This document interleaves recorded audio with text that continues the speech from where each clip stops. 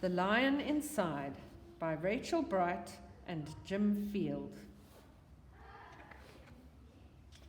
Thank you, Nicholas Crew, for donating this book on your birthday this year.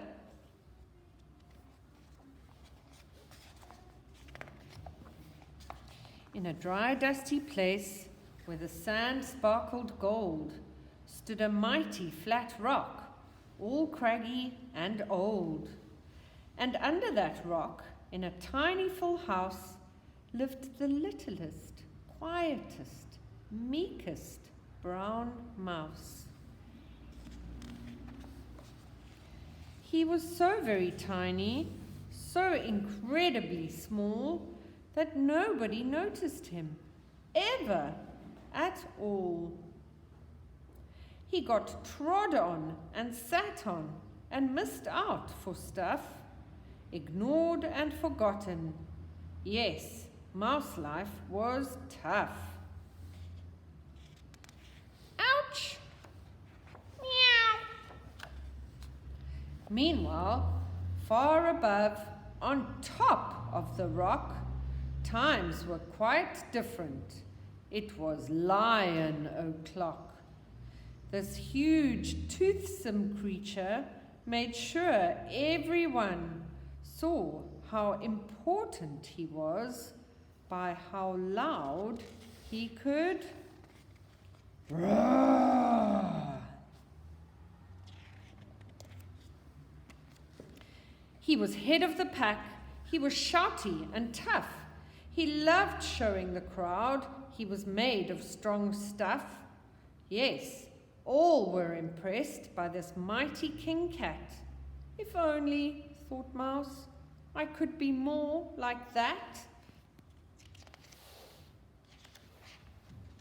Then late one dark night, in his Minnie Mouse bed, the cleverest thought popped into his head.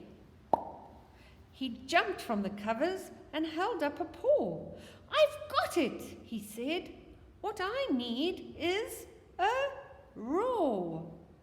I mean, what if this mouse with the weeniest squeak was a little more grrr and a little less meek? Well, he'd still be the smallest of fuzzy brown mice, but he'd make friends and join in, and life would be nice. Yes, thought the mouse, I must find out how. I will learn how to roar, and I will learn it now. But, oh my gosh, there was only one beast who could teach him this thing, but might make him a feast. It was time to be strong, take a chance.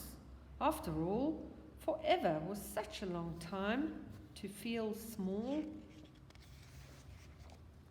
So he made himself brave, and he thought like a winner. He set off for the top, hoping not to be dinner. It felt like the scariest thing he could do. But if you want things to change, you first have to change you. The further he climbed, the closer he got to the slumbering lion reclining on top. Then, at last, as he stood on his tippity toes, he found himself suddenly nose to nose. Pardon me. Wake up, Mr. Lion. You've got company. Squeak, Mr. Lion. What I've come to you for is squeak. Do you think you could teach me to roar?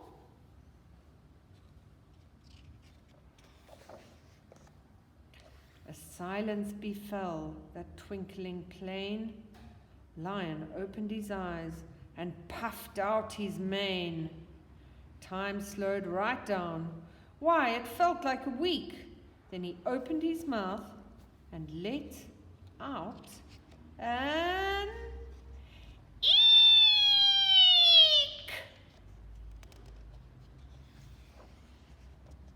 lion was shaking, his paws all a-fumble. He was backing away with a scrambling tumble.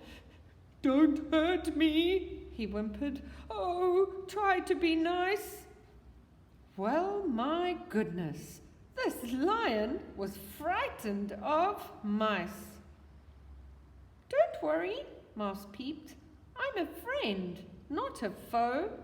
Let's rock this together. We'll have fun, don't you know?"